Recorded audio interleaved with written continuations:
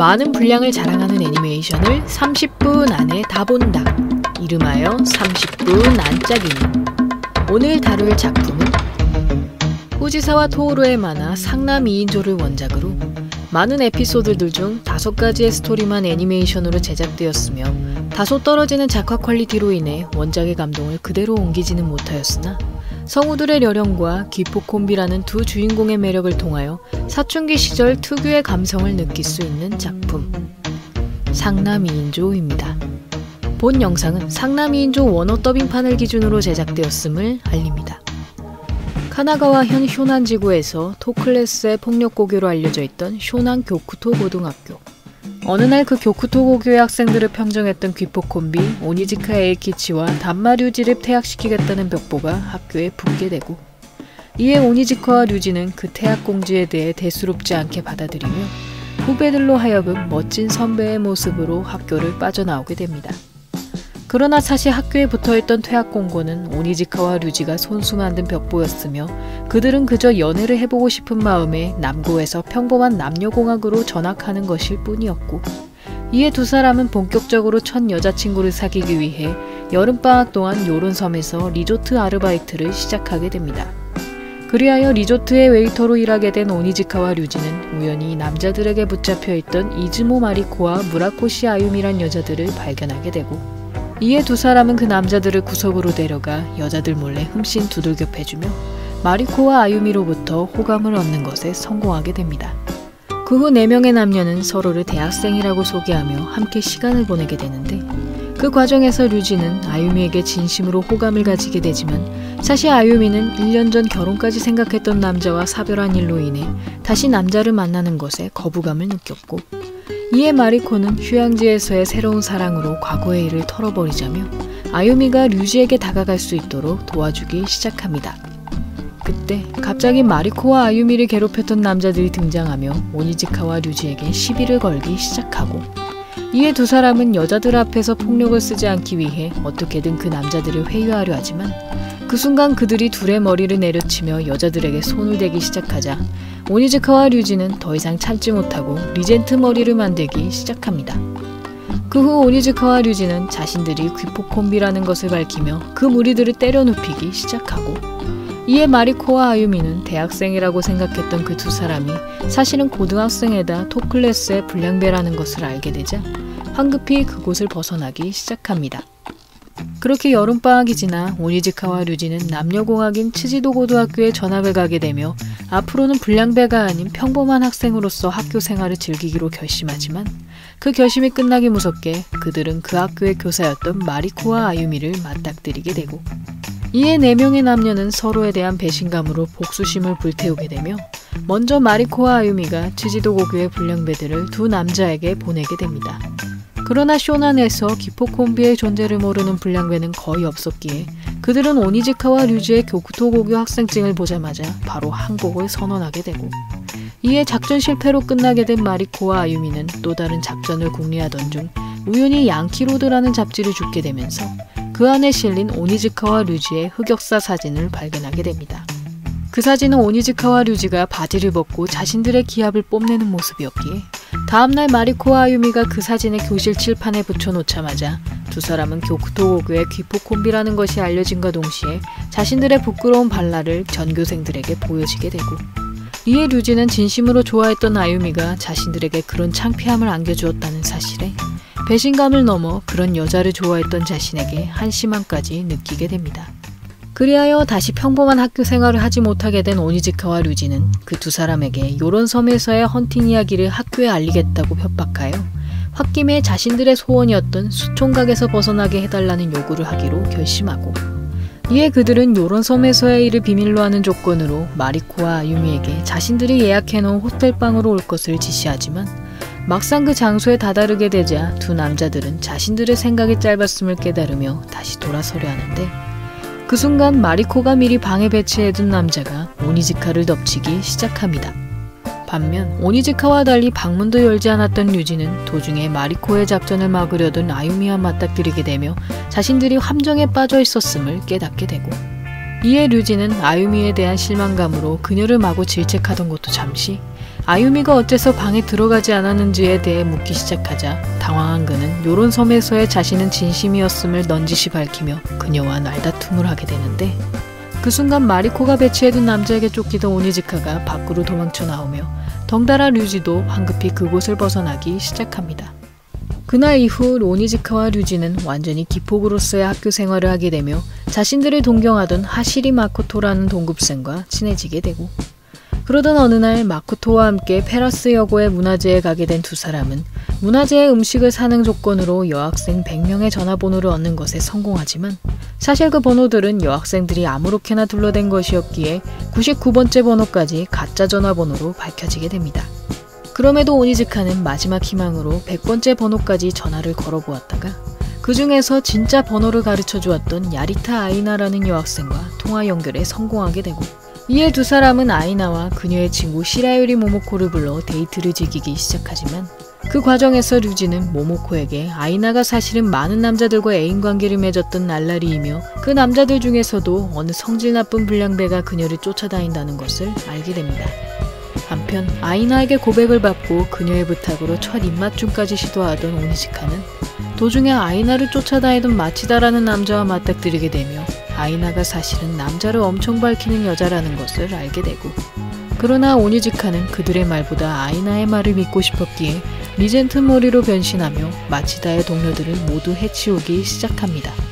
그 후 오니지카는 곧장 마치다와 주먹을 겨루기 시작하지만 사실 마치다는 손가락에 쇠링을 끼고 있었기에 오니지카는 그의 공격 하나하나에 정신을 차리지 못하고, 그러다 마치다가 아이나에게까지 손을 대기 시작하자 오니지카는 다시 몸을 일으키며 그에게 맞서기 시작하지만, 이번엔 마치다가 주변에 있던 정원등을 뽑아 끝에 붙어있던 시멘트 덩어리로 오니지카의 머리를 내려쳐버립니다. 그 후 오니지카는 엄청난 부상으로 병원에 실려가게 되며 그 충격으로 마치다에게 두려움을 느끼기 시작하고, 이에 그는 부러지지 않은 팔에 깁스를 한 뒤 팔이 나아지면 마치다에게 복수하러 가겠다며 허세를 부리지만, 그런 오니지카의 속내를 눈치챈 류지는 그에게 과거의 모습을 되새기라는 말을 남긴 뒤 오니지카를 저렇게 만든 마치다에게 복수를 하기로 결심하게 됩니다.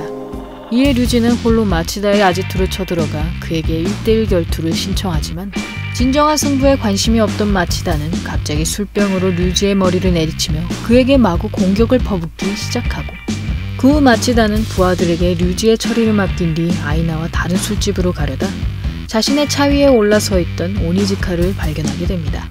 그 모습에 매우 분노한 마치다는 오니지카의 복부에 강한 공격을 가하였다가 오히려 그의 복부에 덧대어 있던 철판으로 인해 착용하고 있던 쇠링이 빠져버리게 되고, 그 후 오니지카는 마치다와의 1대1 결투에서 압도적인 펀치력으로 그를 제압하며 정정당당히 승리를 거머쥐게 됩니다. 에이키치군!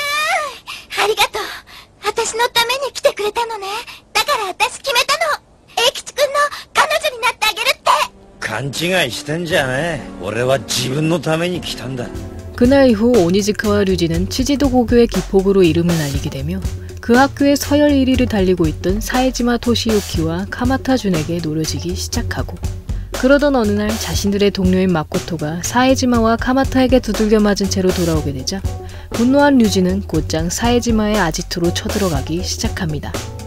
류지는 사에지마의 부하들을 차례로 해치우며 이번엔 사에지마를 공격하려 하지만, 그 순간 뒤에 숨어있던 카마타가 그의 머리를 내리치면서 류지는 꼼짝없이 그들에게 붙잡히게 되는데, これでちょっと分かっただろ。筋子で一番強えのは誰かってことかよ。なんだよその目は。まだ分かんねえってかこら。15発。あ？言っとくけど俺は負けたわけじゃねえぜ。しっかりやられた数勘定してやってっからよ。誰にも負けねえんだ。俺らが死ぬまでな。だったら殺してやるよ。湘南じゃ一番強えだと。やめろまた。それ以上やったらマジで死ぬぞ。忘れねえぞ。25発。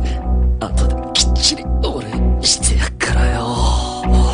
한편 사에지마와 카마타에 대해 알아보던 오니지카는 갑자기 카페 유리창으로 날라온 마네킹을 통해 류지가 사에지마에게 붙잡혀 있음을 알게 되고, 이에 그는 곧장 류지가 있는 아파트로 찾아가게 되지만 도중에 사에지마의 협박을 받은 마코토가 오니지카를 다른 장소로 안내하면서 그는 사에지마의 무리로부터 기습을 당하기 시작합니다. 오니즈카는 마코토가 자신을 배신했다는 사실을 믿지 못하여 계속되는 공격에도 반격을 가하지 못하고 그 모습을 지켜보던 마코토는 중학생 시절 왕따를 당했던 과거를 떠올리며 자신을 향한 오니즈카의 부르짖음을 애써 외면하려 하지만 그 순간 오니즈카가 또다시 머리를 가격당할 위기에 놓이게 되자 결국 마코토는 사에지마로부터 반기를 들게 됩니다. 이에 마코토의 본심을 알게 된 오니즈카는 곧장 사에지마의 부하들을 모두 해치워버리기 시작하는데 さてとうとう怠慢になっちまったぜ。どうする冴島。ざけんじゃねえぞ。怠慢だったら俺に勝てって思ってんのか。そういや中盤の時もおめえみてえに俺に向かってきたバカがいたっけな。そいつがどうなったか知ってっか。バラバラになった顎がうまくくっつかねえで今でも針金で止めてんだとよ。わかるか。俺が怖えんだよ。鬼塚ちょっとは土下座する気になったか。バカ野郎、土下座すんのはてめえの方だ。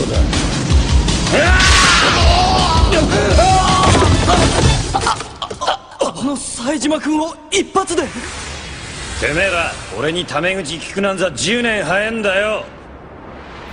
한편 아파트에 갇혀있던 류지는 유리창을 향해 뛰어내려 손목에 밧줄을 끊는 것에 성공하고 그 후 그는 곧장 카페에 있던 카마타를 찾아가 자신이 맞은 개수만큼 갚아주기 시작하는데 그 과정에서 제대로 된 반격을 가하지 못했던 카마타는 이번엔 자신의 주머니 안에 있던 나이프를 꺼내 들기 시작합니다.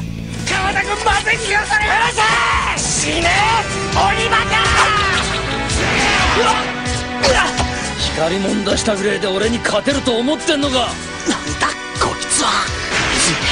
強すぎるよこいつ。勝てるわけねえこんなやつに。きっちり借りは返したぜ鎌田。やるじゃねえかこいつ。そういや誠が裏切ったって本当か。なわけねえだろ。二人で殴り込みかけたんだよ。俺が危ないところを助けてくれてよ。これからも頼むぜ誠。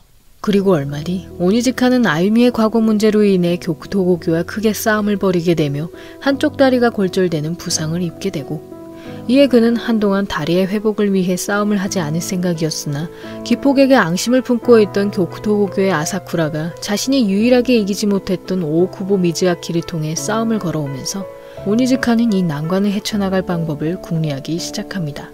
한편 교쿠토고교와의 싸움 이후 아유미와의 사랑을 확인하게 된 유지는 고등학교를 졸업한 다음에 그녀와 결혼할 것을 계획하게 되지만 지금부터 꾸준히 돈을 모아야 결혼 생활을 유지할 수 있을 것이란 생각을 하게 되며 그는 결국 학교를 그만둔 채 일을 시작하기로 결심하게 되고 그 모습을 지켜보던 오니즈카는 도저히 류지에게 자신의 문제를 이야기할 수 없어 결국 자신이 오오쿠보와 아사쿠라에게 고개를 숙이기로 결심하게 됩니다. 勘弁してください。局校には俺から詫び入れときますから。だから今回のことはメス打ってもらえませんか。その代わり100万包んでこいや。100万って。払いたくねえってんなら払わなくたっていいんだぜ。そん時はてめえも旦那もあの世行きだ。バカ言ってんじゃねえよ。こんなん受け取れねえよ。気にしねえで受け取ってくれよ。カンパだからよ。情けねえや。まったくだぜ。局校に詫び入れるって本当なのか。何のことだ。俺にはさっぱり。俺がそのくらい知らねえと思ってんのかよ。大久保さんが出てくるって本当なのか。うっせえよ。てめえには関係ねえんだよ。俺とおめえの間には隠し事しねえって約束したんじゃなかったのかよ。これは辻校と局校の問題だ。抜けるおめえには関係ねえんだよ。もうてめえとはダチでも何でもねえ。今日で鬼幕は終わりだ。おい永吉、さっさと帰って女とイチャイチャやってろや。おめえとはこれっきりで。分かったよ。ちっくしゃいてえ。教えてくれよ龍二。どうしてこんなにいてんだよ龍二よ。 그 후 오니즈카는 주변 동료의 만류에도 오오쿠보와 아사쿠라에게 사과하러 찾아오게 되지만 그 과정에서 아사쿠라 또한 오오쿠보에게 이용당하고 있었음을 깨닫게 되자 크게 분노한 오니즈카는 그에게 1대1 결투를 신청해버리게 되고 이에 오니즈카가 오오쿠보에게 크게 당하게 될 것이라 생각했던 교쿠토고교의 3학년 선배들은 오오쿠보에게 오니즈카가 부상자인 것을 참작하여 결투를 일주일 뒤로 미룰 것을 제안하게 됩니다. 그러나 약속을 지킬 생각이 없었던 오오쿠보는 바로 다음날 부하들과 함께 오니즈카를 기습하기 시작하고 한편 아유미의 부모님과 만날 것을 약속했던 류지는 아사쿠라로부터 오니즈카의 소식을 듣게 되자 많은 고민 끝에 결국 오니즈카가 있는 곳으로 향하기 시작합니다. 그 후 오니즈카는 동료들과 함께 오오쿠보의 부하들을 모두 쓰러뜨리며 그와의 1대1 대결까지 승리하게 되지만 반면 류지를 기다리던 아유미의 부모님은 약속 시간이 한참 지나도 오지 않는 딸의 애인에게 크게 실망하여 둘의 결혼에 대해 찬성해줄 수 없음을 밝히게 되고 이에 아유미는 10대인 류지가 자신과의 결혼으로 얼마나 많은 것을 잃게 될지를 다시금 되새기며 그와의 이별을 결심하게 됩니다. 그 후 아유미는 류지에게 둘만의 결혼식을 올리고 싶다는 부탁을 하여 교회에서 그와 영원한 사랑을 맹세하게 되고 그리고 다음날 그녀는 류지에게 편지 한 통을 남기며 쇼난을 떠나는 기차역에 발을 내딛게 됩니다. 私はやっぱりあなたと結婚することはできません。昨日の夜服をボロボロにして現れたリュウジ君を見てやっと分かったの。あれが本当の君の姿だって。人が人と出会うために生きているのだとしたら君はもっと多くの人と出会わなくてはいけないから。二人で挙げた結婚式のこと私ずっと忘れません。ずっと。なんで。それが先生として君にしてあげられる最後のことです。さよならリュウジ君。 그렇게 몇 개월의 시간이 흘러 두 번째 여름방학을 맞이하게 된 류지는 오니즈카와 오징어 굽기 아르바이트를 하던 중 우연히 나가세 나기사란 소녀에게 첫눈에 반하게 되고 그러다 그는 나기사가 어느 불량배들에게 끌려가는 것을 발견하게 되면서 황급히 그들을 뒤쫓기 시작하지만 류지가 도착했을 땐 이미 그 불량배들은 모두 쓰러진 뒤였으며 그는 나기사가 탄 오토바이에서 미드나이트 엔젤이란 스티커를 발견하게 됩니다. お前夢でも見たんじゃねえのか？俺見たんだ。肩に般若の入れ墨が。しかもブラックエレミにはミッドナイトエンジェルのステッカーが。ミッドナイトエンジェル？鬼塚さん、それなら俺も見ましたよ。最初はまさかと思ったんすけどね。ミッドナイトエンジェルのことを教えてくれ。自分名前ぐらいしか知らんもんで。多分湘南じゃ過去10年であれほどでっけえチームもなかったんじゃねえの？初代の正木って人が当時すっげえ人でな、構成人数400人ってでけえ族に膨れ上がったのさ。でかくなりすぎたチームはそのうち2つに分裂して抗争を始めたんだ。それがいわゆる湘南戦争って事件でよ。一方の頭は2代目継いだ阿久津純也、もう一方の頭は稲村支部の上島敏夫。そして阿久津が上島を焼き殺そうとして鑑別を送り、その後復活しかけた3代目ミッドナイトエンジェルも鬼爆の2人がぶっ潰して伝説は幕を閉じたってわけだ。昨日平塚の伊達店がどっかのチームに襲われて10人も入院したって話。ミッドナイトエンジェルにやられたって。 예전에 해산시켰던 미드나이트 엔젤이 다시 부활했다는 소식에 류지는 나기사가 그 팀의 일원일지도 모른다는 생각을 하게 되지만 다시 만났을 때의 나기사는 폭주족이라고는 생각지 못할 정도로 순수한 성격의 사람이었고 이에 류지는 정확히 나기사가 블랙 엘리미네이터를 타던 여인과 다른 사람인지 확인해보다 그녀의 어깨에는 반야의 문신이 없다는 것을 발견하게 됩니다. 그 후 류지는 완전히 나기사에 대한 의심을 거두며 그녀의 제안으로 데이트까지 약속하게 되지만 반면 오니즈카는 나기사의 얼굴을 한 야샤라는 이름의 여인을 만나게 되면서 나기사가 사실은 미드나이트 엔젤이라는 것을 확신하게 되고 이에 오니즈카는 류지에게 나기사와의 데이트는 함정일 것이라며 그녀를 만나지 말라고 강하게 충고하였으나 새로운 사랑을 통해 아유미를 잊고 싶었던 류지는 결국 오니즈카의 말을 부정한 채 나기사와의 약속 장소로 향하기 시작합니다. 한편 류지와의 데이트를 준비하던 나기사는 우연히 옷장 속에 있던 피 묻은 목도를 발견하게 되며 자신 안에 숨겨져 있던 야샤의 인격이 다시 눈을 뜨게 되는데 お待たせ。渚ちゃん、あのさ、バイク乗ってきたからさ、横浜の方でも軽く。ねえリュウジ君、私あなたに見てもらいたいものがあるの。見てくれる？よく見ておいてね、私の本当の姿を。死ねー！バンマリュウジ！頭が。どうしたんだよ。一体何の冗談なんだ。私から離れて。早く。危ないの。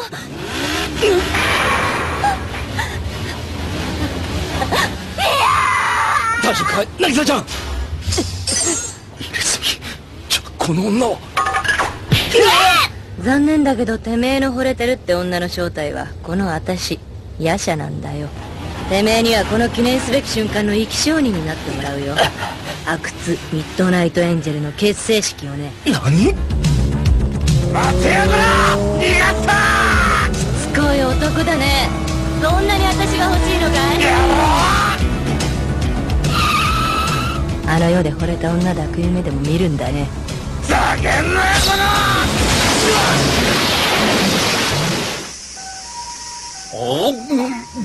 あれな、俺のためにこんないっぱいお見舞い。なんでそんなに元気なんだ？そんなことねえよ、ほら月指。そういう問題じゃねえだろうが。それにしてもあの女だけは絶対許さねえ。こんにちは。龍二君が入院したって聞いて来ちゃった。てめえ鬼塚さん何しに来やがった。この女危うくリュウジをやっちまうとこだったんだぞ。鬼塚さん。私のせいだったんですね。사실 나기사는 2년 전 미드나이트 엔젤의 2대 총장 아쿠츠 준야에게 몇 개월간 감금 폭행을 당하여 그 끔찍한 나날들을 견디기 위해 자신을 야샤라는 별개의 인물로 생각하는, 즉 다중인격 장애를 앓고 있던 인물이었고, 그날 이후 야샤의 인격은 준야의 애인으로서 그의 감별소 석방날까지 미드나이트 엔젤의 부활을 준비하였지만, 나기사로서의 인격은 평소 호감을 가지고 있던 류지에게 점점 더 연심을 품기 시작합니다. 그런 나기사의 진심을 알게 된 류지는 오니즈카의 강한 만류에도 그녀를 지켜주기로 결심하게 되고, 이에 오니즈카는 석방된 준야가 곧 일대 총장인 마사키 쿄스케의 특공복을 찾으러 올 것임을 예상하며 다시 미드나이트 엔젤을 부활시키지 말라고 했던 마사키의 말을 떠올리게 됩니다. 그리고 얼마 뒤 석방된 준야는 류지의 집에 숨어있던 나기사를 데려가며 그에게 마사키의 특공복을 넘겨줄 것을 요구하는데, マサキさんのまといだと。鬼バクの2人が受け取ったってな。どうだい、一丁やってみねえか。この女とまといかけて今夜0時江ノ島ゲートで待ってんぜ。逃げんなよダンマ。リュウジやめた方がいい。ヤシャを消すってことは阿久津を殺すってことだぞ。すまねえ歴史。俺はあん時の渚の顔忘れることできねえんだ。阿久津にだけは負けたくねえんだ。どうしようもねえバカだぜてめえ。勝手にしろ。 그날 밤 류지는 준야와의 1대1 결투를 벌이며 마사키의 특공복 대신 자신이 입고 온 가짜 특공복을 보여주고, 이에 분노한 준야는 야샤에게 자신의 칼을 던져주며 그를 처리하도록 지시하게 되지만, 그 순간 류지를 지키고자 했던 나기사의 인격이 야샤의 공격을 저지하면서 결국엔 준야가 류지를 향해 칼을 휘두르기 시작합니다. 그때 야샤의 인격을 지배한 나기사가 준야의 앞을 가로막으며 류지 대신 그녀의 복부에 칼이 찔리게 되고, 그 모습에 분노한 오니즈카는 자신이 계승받았던 마사키의 특공복과 오토바이 홍련의 Z2에 올라 준야와 함께 쇼난의 134호 국도를 달리기 시작합니다. バイクはアクセル閉じちゃ曲がんねえんだよ。曲がるまで開け続けるんだ。ビビったら負けだぞジュニア。いいかジュニア、バイクはテクで走るんだね。肝心なのはハートだぜ。バカ野郎、誰がぶち込まれるようなことしろって言った。誰が頭争いなんかしろって言った。バイクと同じなんだよ。力で抑え込もうとすりゃ反発来るんだ。俺らは暴走族じゃねえんだ。俺らは湘南の走り屋なんだ。いつか本当にミッドナイトエンジェルが理解できて、走りが分かったらもう一度来い。待ってるぞジュニア。あの人に早く走ってみせるって。あの人に認めてもらうにはそれしかねえんだ。会いに行くんだ。お前抜いてあの人に。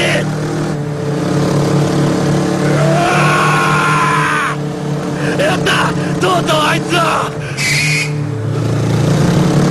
バカだ、スピードからアクセルを開けただと。嫌だ、負けたくない。アクセルだ、アクセル。ダメだ。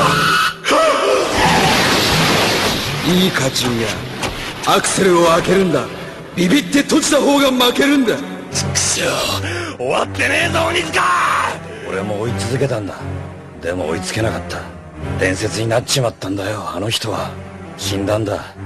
2年前このコーナーで追いかけてももう誰も追いつけやしないんだ。あの人のテールランプには。正木さんあの頃しきりに言ってた。俺らが目指してたミッドナイトエンジェルはこんなんじゃねえって。バカだ、死ぬわけがねえだろあの人が。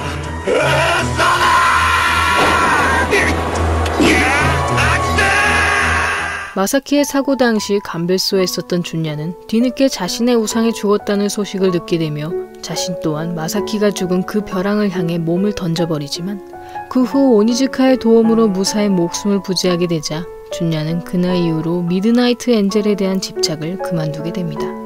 한편 오니즈카는 마사키가 그저 어린아이처럼 소란을 피워보고 싶은 마음에 미드나이트 엔젤을 만들었음을 깨닫게 되고, 이에 그는 다신 쇼난 전쟁과 같은 일이 벌어지지 않도록 그의 특공복을 불태우며 미드나이트 엔젤의 종결을 선포하게 됩니다. 그렇게 긴 여름이 지나 어느 날 하와이 여행을 떠났다가 돌아온 오니즈카의 어머니는 난장판이 된 집안 풍경에 충격을 금치 못하고, 거기다 자신이 없는 동안 아들이 일으킨 피해로 인해 오자마자 옆집 이웃에게 설교까지 듣게 되자 분노한 오니즈카의 어머니는 그를 어느 낡은 아파트로 내쫓아버리게 됩니다. 그리하여 졸지에 독립하게 된 오니즈카는 류지와 함께 방정리를 하던 중 우연히 이웃이었던 한 젊은 여성을 발견하게 되고, 거기다 그 여성이 새로 학교에 부임한 강사 카데나 나오라는 것을 알게 되자 그는 점점 그녀에 대한 호기심을 부풀리기 시작합니다. 카데나는 미인계를 통해 문제아 반의 성적을 대폭 상승시키는 것으로 유명한 강사였으나 거액의 급료를 받는 것에도 불구하고 언제나 가장 싼 가격의 아파트에서 생활을 이어갔고, 또한 그녀의 등에는 성모 마리아의 문신이 새겨져 있었으며 그 외에도 베이브리지 다이빙이나 개조한 캔메리를 운전하는 등 독특한 모습을 보였기에 오니즈카와 류지는 카네다의 정체가 너무 궁금했던 나머지 그녀의 집에 숨어 들어가기로 결심하게 됩니다. 誰だこいつ。なんだこりゃ。全部万札いくらあんだよ。2、3000万はあるぜ。あの女絶対やべえぜ。帰ってきやがった逃げんぞ。じゃあ始めましょうか。ビジネスの話。この3000万であのブツ売ってもらえますよね。実はあと1000万ほどなんとかならないでしょうか。あんたこっちの足元見るつもり？何せ素人さんに流すってのが異例のことでして。分かったわよ。さっさと帰んな。ちょいか。さっさと私の前から消えねえとぶっ殺すよ。てめえ聞いてただろう今の話。何も聞いてないし何も見てないけど。あっち。どう？ビビった？一体何なんだあの閃光って。この湘南のイカれた走り屋全ての憧れだった人よ。私と勝負する気ない？あの紫のケンメリとか。そうよ。あの信号が青になったらスタートよ。あのラストシグナルだよ。 사실 카데나는 스타트 이후의 신호등을 모두 무시하고 달리는 레이스, 라스트 시그널의 최강자이자 퍼플 헤이즈라는 폭주족의 대장이었고, 그런 누나를 항상 동경해왔던 남동생 카즈이토는 카데나가 진심으로 자신과 승부를 겨뤄주지 않자 몰래 검은 레빈을 타고 카데나와 라스트 시그널을 겨루게 되는데, 그 과정에서 트럭과 큰 충돌 사고를 당하게 된 카즈이토는 식물인간이 되어 4년간 침대 위에서 살아가게 됩니다. 그날 이후 카데나는 남동생을 식물인간으로 만들었다는 죄책감에 폭주족을 그만두게 되며 카즈이토의 가정간호 의료 시스템을 사기 위해 학교 강사 일과 호스테스 아르바이트를 시작하게 되고, 그렇게 카데나의 모든 사정을 알게 된 오니즈카는 그녀에게 다시 달리는 기쁨을 느끼게 해주기 위해 다음날 아침 마사키의 Z2를 이끌고 카데나를 찾아오게 됩니다. 京介の Z。 よう迎えに来たぜ。やろうぜ昨日の続き。まだ蹴りついてねえもんな。こいつでマジに抜いとかねえとまたあんた調子こいちゃうんじゃねえかと思ってよ。 그 후 오니즈카와 카데나가 쇼난의 국도에서 라스트 시그널을 겨루면서 상남 2인조는 끝을 맞이하게 됩니다. 상남 2인조는 31권 분량의 원작 만화책에서 주요 에피소드만 골라 만든 애니메이션으로 1화에서 2화로 넘어가는 과정에서 시간적, 스토리적 공백이 매우 큰 편이고, 거기다 원작에 비해 많이 떨어지는 작화 퀄리티와 과도한 스토리 함축으로 인해 에피소드에 대한 이해와 감동이 다소 떨어지는 경향이 있습니다. 본 작품의 마지막 화는 원작 만화책이 완결된 이후에 제작된 에피소드이기 때문에 개인적으로 상남 2인조의 가장 큰 주제를 이야기하던 오니즈카와 류지의 마지막 결투를 다루지 않은 것이 가장 큰 아쉬움으로 남고, 또한 류지의 러브스토리는 거의 다 애니화가 된 반면 작품 내에서 가장 안타까운 사랑이었던 오니즈카의 첫사랑이 다뤄지지 않아 더욱 아쉬움을 토로하지 않을 수 없습니다. 상남 2인조의 주제는 마지막 기폭 콤비의 결투를 통해 이야기할 수 있는데, 일단 원작의 내용대로 이야기를 해보자면 그저 싸움으로 강함을 증명하고 빠르게 도로를 질주하는 것이 즐거웠던 오니즈카가 처음으로 서열 다툼에 의해 주변 동료를 잃게 되면서 자신들이 행하고 있던 쇼난의 최강자 싸움이 얼마나 어리석은 짓인지를 깨닫게 되고, 이에 오니즈카는 변질된 미드나이트 엔젤의 모습을 안타까워했던 마사키의 마음을 이해하게 되며 모든 쇼난의 싸움꾼들이 보는 가운데 류지와 피 터지는 마지막 결투를 시작하게 됩니다.